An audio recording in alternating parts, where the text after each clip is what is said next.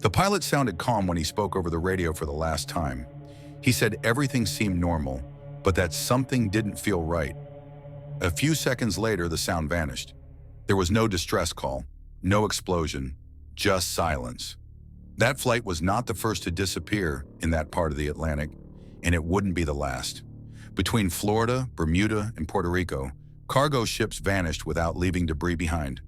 Aircraft disappeared in clear skies, with perfect visibility. What they all had in common was crossing the same area, a stretch of ocean the world would later come to know as the Bermuda Triangle. In the 1940s, Navy pilots reported that their compasses began spinning uncontrollably as they approached the region. The horizon looked distorted. The sea took on a strange color, deeper than it should have been. Some said they felt sudden disorientation, as if their sense of direction, time, and distance had been stripped away all at once.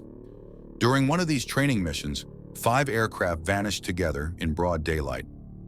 None were ever found. What makes these cases unsettling is that many of them happened under normal conditions. No storms, no recorded mechanical failures.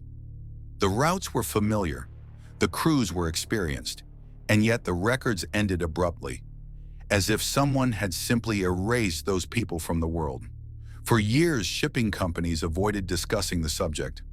Official reports downplayed the incidents, but among pilots and sailors, the warning was passed quietly. That area demanded extra attention, not because of pirates, not because of the weather, but because of something no one could clearly explain. And the more the world tried to ignore it, the more the Bermuda Triangle accumulated stories that were impossible to dismiss as coincidence. As the years passed, the disappearances stopped being treated as isolated accidents. A pattern began to emerge. Reports from different eras, from people who had never met, described nearly identical sensations when crossing that part of the ocean. Pilots spoke of a sky that changed without warning. The clouds seemed lower, heavier. The horizon felt wrong, as if it were slightly tilted. Navigation instruments began failing at the same time. Compasses spun, radios crackled with static. Altimeters showed impossible readings. Some described sudden pressure in their heads, followed by intense confusion, as if their sense of direction had simply vanished. At sea, sailors reported something similar. The ocean felt unnaturally calm. Waves disappeared. The sound of the wind faded, creating an uncomfortable sense of absolute emptiness. In some cases, ships were found days later, completely intact, with no signs of struggle or structural damage, but entirely abandoned. The cargo remained in place. Food was still on the tables. The people were simply gone. By the 1950s, newspapers began collecting these accounts, and the name Bermuda Triangle spread more widely. Airlines denied any irregularities. Authorities avoided feeding public fear. Officially, nothing was wrong. Unofficially, routes were quietly adjusted, and experienced pilots exchanged warnings in low voices. The most disturbing part wasn't the disappearance itself, but how clean it was.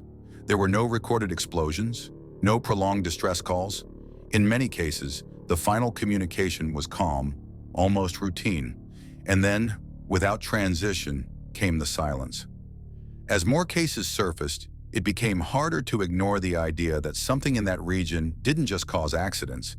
It ended stories too neatly, as if the ocean were erasing people from the world. As public attention grew, so did the attempts at explanation. Scientists pointed to sudden storms, dangerous ocean currents, and human error. Others suggested magnetic anomalies capable of confusing navigation instruments. Each theory explained part of the problem, but none explained everything. Some disappearances occurred on days of stable weather. Others involved highly trained crews familiar with those routes.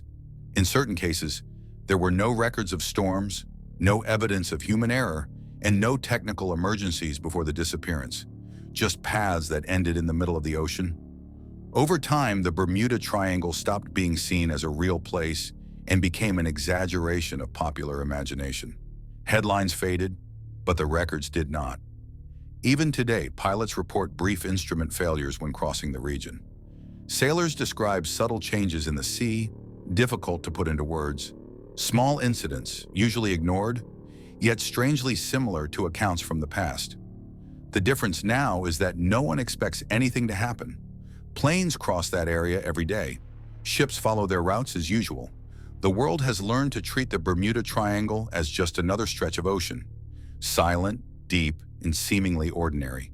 But silence has never meant safety, because that point in the Atlantic is still there. The same waters, the same coordinates, and the same ability to turn normal communications into absolute silence. And what disappears there never makes it clear whether the sea swallowed it or if something simply erased the way back.